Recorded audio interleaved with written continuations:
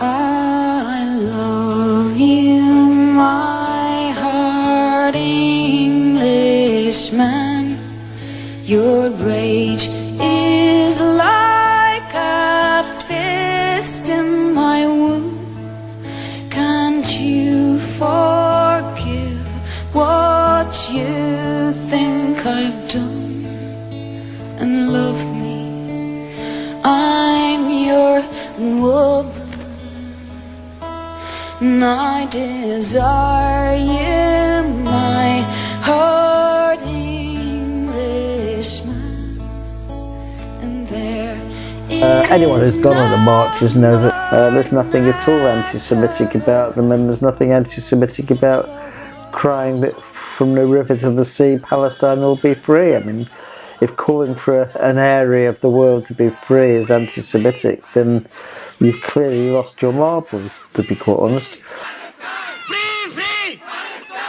If you're a Jewish anti-Zionist who has any prominence at all, you have to develop a thick skin. You have to realise that when they attack you, they're not attacking you as a person, they're attacking you for what you stand for. And so really, you need to be able to brush off all the insults. So when they say you're a Jewish self-hater, my response is, no, I don't hate myself, but I hate you and everything you stand for example. Zionism, like any right-wing political phenomena or movement, attacks people personally because they have very few political arguments. So, I mean, they will call you a capo, a collaborator in the concentration camps, even though the people who did the collaboration were primarily the Zionists. But rewriting history is something Zionists are quite adept at. Well, my name is Tony Greenstein. I've just turned 70. My role is both as an activist and a theoretician, and I try to critique the struggle as it's going, the solidarity movement, the demands that people make, how people see the struggle in Palestine, in view of the necessity for solidarity and what is often the political weakness of the solidarity movement in terms of Israel-Palestine. So I think that's probably my most important role. Well, my father was an Orthodox Jewish rabbi, a travelling rabbi. He ministered to different communities at different times. Say Southport in the Wirral we first moved to, then Hanley and Stoke-on-Trent, then Coventry, Merthyr Tydfil in Wales for a year. And in about 1964, we moved first to Birkenhead and then to Liverpool proper, which is where I spent the rest of my childhood before coming down to Brighton to study at university. So, I mean, that was the background. And so I never met anyone who was a Jewish anti-Zionist. I never even knew there was such a creature.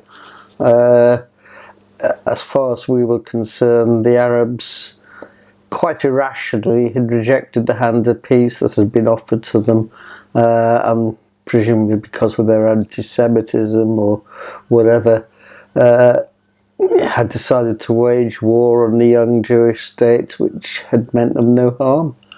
So it didn't occur to me that maybe a Jewish state was inherently racist because it had to discriminate against those who were not Jewish. These kind of things did not really make themselves visible till later on when I looked into the issue. But at that time, I mean, Zionism seemed really equivalent to Judaism. It went hand in hand. No one I knew was at all critical of the idea of a Jewish state. It seemed after Hitler the obvious solution, the answer to anti-Semitism. Yeah, I mean, it was about the age of 14, 15. I went to a Jewish secondary school in Liverpool, King David, and probably the pivotal event, and I'm sure even if it hadn't happened, something else would have happened, was a debate in the school debating club, I guess. And the topic chosen was basically Zionism, right or wrong.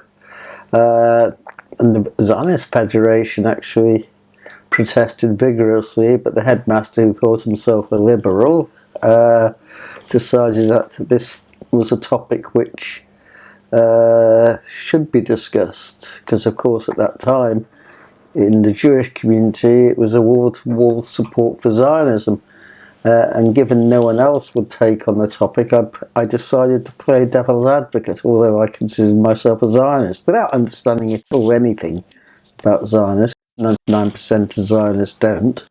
But in the course of researching for the talk, I suddenly realised that I'd been fed just a whole load of myths around the subject. I mean, I never even heard the word Palestinian. It was always Arabs.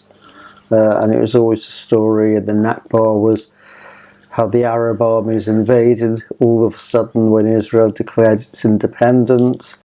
How the Arab refugees, despite the pleas of Israel, had run away on the orders of the the Arab regimes, in order the Arab armies could invade Palestine. So this was a story I was brought up with, and many other people were brought up with at the time.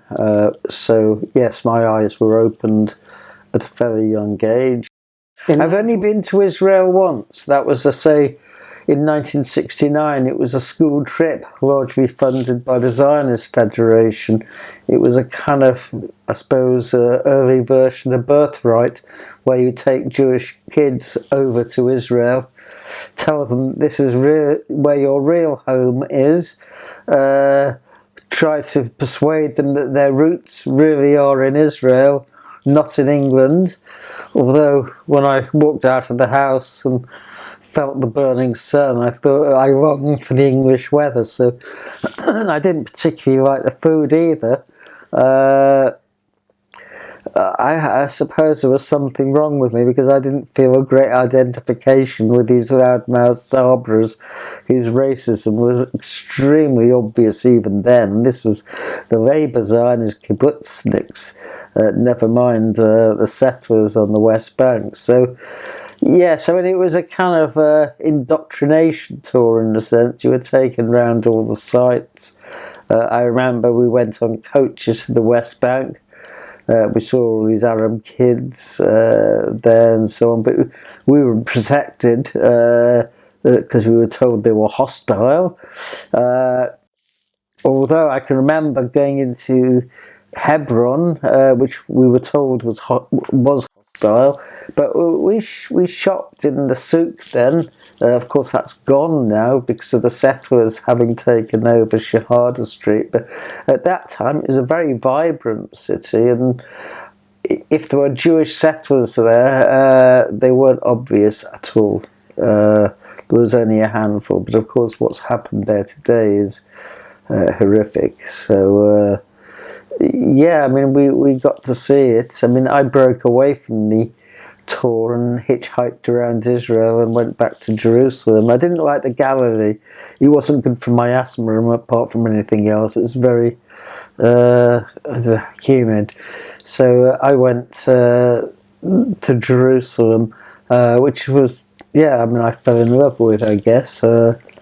I visited Al-Aqsa Mosque without any problem, but I wasn't going as a settler to pray there, just to visit.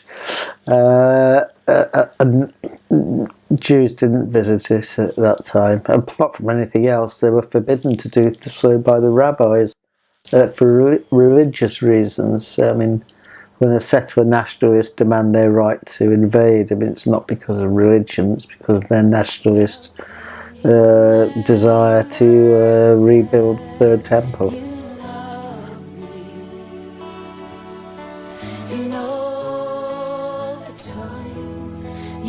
love me. How come you never that in 1982, the massacres at Sabra and Shatila, where the Israeli army, which had invaded Beirut, breaking its promises to the United States, not for the first time, and then the Phalange took its revenge on the Palestinian refugees who'd been disarmed. That was the agreement. There was no one left, there were no fighters left in the camps, and Israel lit up the camp at night so the Phalange could murder even more people, and those who managed to escape to the end of the outer edges of the camp were turned away by Israel's finest. When this news of this massacre emerged, of course, there was a worldwide revulsion at what Israel had done, not for the first time. And that was a horrific shock. I mean, it was to me both personally and of course politically as well. I say personally because in 1979, when I visited Beirut in Lebanon, I had visited the camps of Sabra and Shatila, where I had met the children, I met the women in the sewing classes and so on and so forth. And it was a quite horrific realisation. Many of the people I'd met would have been brutally murdered by Phalangist gunmen. We all got together in a room in the University of London Union and basically agreed that we would form Palestine Solidarity Campaign. And that's what we did. We operated out of the East End, a community centre there. And yeah, it was extremely exciting times. It was a GLC, which had given us facilities and so on. So we were operating in a very different environment. This was the time politically when the Labour Party started to wake up about Palestine. But 1982, if you like, was a turning point when Tony Benn and Eric Heffer both resigned from the Labour Friends of Israel and realised that Israel was becoming an adjunct of the imperialist powers. So that was when we formed, say, PSC, and from little acorns, oak trees grow. But PSC has, if you like, transformed into something which I barely recognise now. It certainly isn't anti-Zionist anymore. The adoption of the Oslo Accords was a consequence of the failure to understand Zionism, that Zionism had not settled Palestine in order to give back a portion of it to the Palestinians. I saw then, although the settlements were relatively small then, I saw that they would expand and they would continue to expand, and the left of the Zionist movement were most militant and militaristic. They believed in the pioneering ideals, and to them, of course, the settlement in the West Bank was a continuation of those pioneering ideals. And so they quickly morphed into what we see today, really, which is a kind of messianic religious fundamentalism. But yes, I mean, Labour Zionism gave birth to the settlement enterprise, and of course we can see what it is today. But Netanyahu came to power opposed to the Oslo Accords, and so they unravelled. And all we have left today is the quisling Palestinian Authority operating out of a city-state called Ramallah. But I mean, it doesn't even control Ramallah. I mean, Israel goes in and out as it wishes. But at that time, there was a certain pretense that Palestinians had control and sovereignty over their own areas. Zionism, if you like, the ideology of Zionism has come into line with the practice. There is no need anymore to pretend to the world that Zionism is a variant of socialism. I mean, all of that has gone. I mean, the left Zionist parties don't even make the pretense of claiming they're socialists themselves. So, yes, I mean, Zionism has become the darling of the Republican right, and quite rightly so. I mean, that's where its place is. So things are very much clearer today. I mean, I wrote a book which is on my bookshelves. Shall I show it to you? Yeah, please. Here it is. It's Zionism During the Holocaust. Can you see that? Yeah. I learned very early on. I mean, if you read Zionist history, or the history of Zionism, you come to realise that despite all the cries of anti-Semitism today, Zionism never had any problem with anti-Semitism. On the contrary, Zionism was the one Jewish political movement that accepted the basics of what the anti-Semites said, which was that Jews had no place in a non-Jewish society, hence the need and desire to form a Jewish state. And Theodor Herzl, the founder of political Zionism, wrote in his diaries that the anti-Semites would be our most dependable friends, and he was absolutely right, because who authored the Balfour Declaration but Arthur James Balfour, who in 1905, when he was Prime Minister, brought in the first Immigration Act, the Aliens Act, against Jewish refugees from Russia, Tsarist Russia, because if you're an anti-Semite, where better to send Jews than their own concentration camp, in a sense, their own ghetto state, which today is called Israel. And it's not surprising that Israel's built a wall around it, which resembles really the ghetto walls that existed in medieval Europe. I decided to look into the history of Zionist relations with anti-Semitism, with particular reference to the Holocaust, and what I found and what I learned confirmed that whereas most Jews reacted with horror to the rise of the Nazis and Hitler, instituting a boycott spontaneously, almost immediately, the Zionists looked at it as a golden opportunity to build their state and welcomed it. I'm not talking about ordinary Zionists, I'm talking about the Zionist leadership.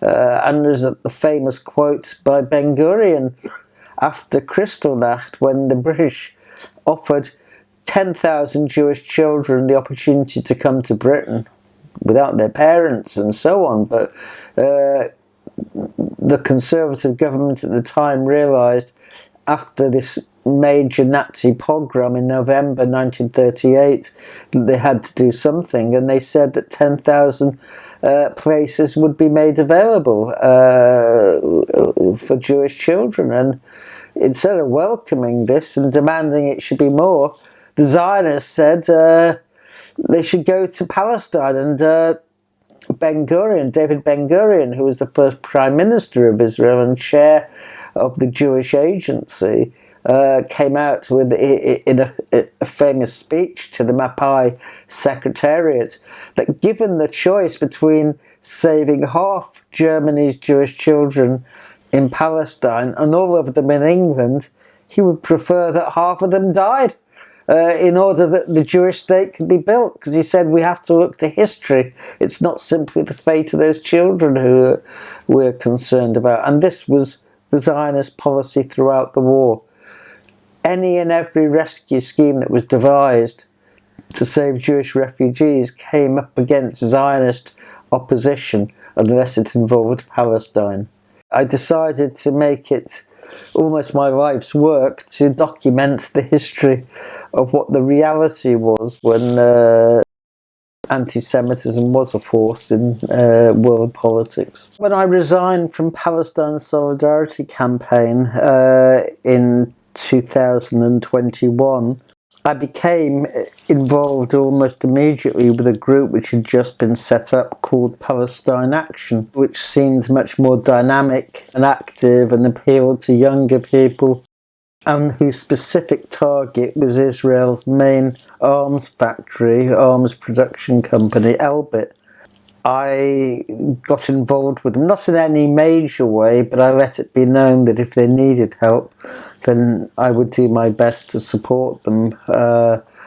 And one day I was phoned up and asked if I could drive a group to the arms factory at Shenstone. I said yes, I was quite happy to do so, which is what I did do. I hired the minibus, took up some ladders and so on and so forth. And we were intercepted by the police on the way and I was arrested. So that was, if you like, the first occasion, and my trial was earlier this year. Then, of course, 7th of October happened, the breakout from the open-air prison, which is Gaza, or concentration camp. And I've been pretty active over that, not surprisingly. And we can see how the government has done its best to clamp down on the growing Palestine solidarity movement, the million-strong demonstration, the activities in virtually every town and city in Britain, and so on. Hamas, I mean, I don't support the organisation politically, but it's clearly a resistance organisation of the Palestinians. And of course I support it in any other group which is fighting the Israeli army. But on Twitter I simply replied to someone saying I support the Palestinians and I support anyone, Hamas included, in the fight against Israel. And for that, a single tweet, I was arrested a month later by the police who called at my home here at 7 o'clock in the morning, well, by the anti-terror police. I mean, apparently it's fighting terrorism includes suppressing free speech. So I haven't invited my arrest, although I had been given warnings that I might, but I actually considered they would be unlikely to be so stupid, but I was proven wrong, and so yes, I'm on bail at the moment. The mass media in this country has done a good job. The BBC, Sky and so on have always done a very good job of covering up Israeli racism. There's never been anything on the television screens about the rise of the Israeli far right, a neo-Nazi right, which puts, makes people like Le Pen seem almost on the left.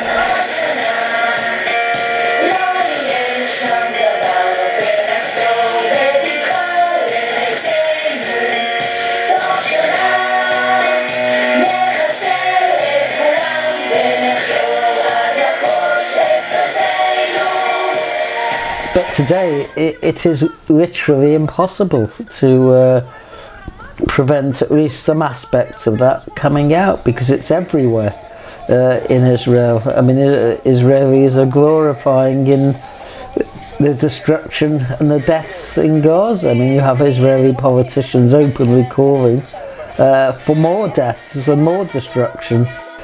People are aware of what is happening in a way that they weren't in the past. So yes, social media performs a very useful role in Israel itself, where as you say, TikTok videos abound of Israelis glorifying in the humiliation of the Palestinians, dressing up the equivalent of our blackface here. I mean, those things died out in Britain, but they're alive and well in Israel.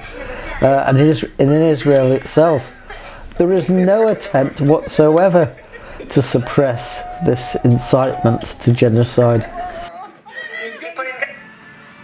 People in Gaza need to die. Is that seriously what you think? I am killed 2 people Palestinian. I don't believe you did that. I am in the army in Israel. Are you actually in the army? Yes, okay. I am in the army and boom, boom, 2 people. 2 Palestinians? Yes. And you're happy about it? Yes, of course. I was killed more. Israeli society as a whole is complicit in it, from wall to wall. The eyes of the world are very firmly on Gaza. Well, what is happening today in Gaza is by any stretch of the imagination horrific. We are witnessing a genocide in real time. Israel is not simply bombing the homes of Palestinians, laying them to waste, but has attacked every aspect of civilian infrastructure.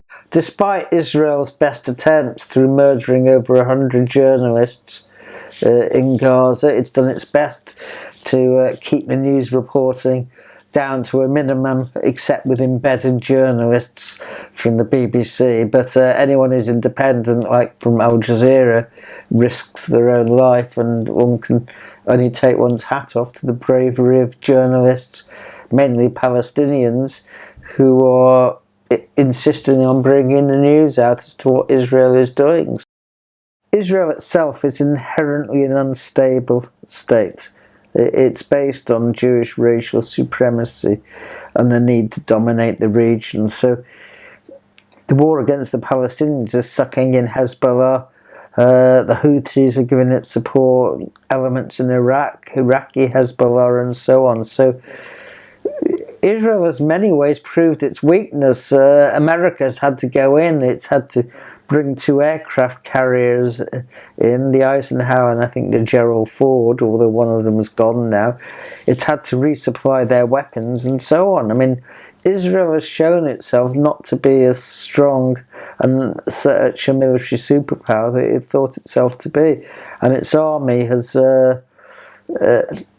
is finding the going very, very difficult when it comes to actually fighting a war as opposed to fighting civilians. Certainly in the long term, the survival of Israel as an ethno-nationalist state will be in question, because it's an unnatural political formation. I mean, we should have learned that from the French Revolution, which overthrew the idea of religiously based states. We should have learned that from the Holocaust. The most barbaric and murderous of the states were the Christian nationalist states of Eastern Europe. Hungary, Romania, Croatia, Slovakia. But we didn't. And a Jewish state was formed after the war with the expectation that Jewish people, simply because they were Jewish, would behave differently from non-Jews. But given the right set of circumstances, any group of people will behave in a similar way, and that is the lesson to be drawn from Zionism. Will Israel be able to complete its ethnic cleansing of Gaza? I suspect not. I don't think they will get away with it for the second time. I may be wrong, but my prediction is that Gaza will continue in some form. We don't know yet what the settlement is, but Israel's desire to maintain control is coming at a very heavy price in terms of its casualties. I mean, it's had about 5,000 injured. It claims less than 200 killed, though those figures are open to some doubt, to say the least. Yes, I do see hope, because I do think that Zionism has entered its final stage, however long that will be. We are seeing the beginning of the end, not the end of the beginning. It's taken some time for the world to see that Israel is red in tooth and claw, to be quite honest. What good will shouting me out get done? Meanwhile, crazies are killing our sons. Oh, listen.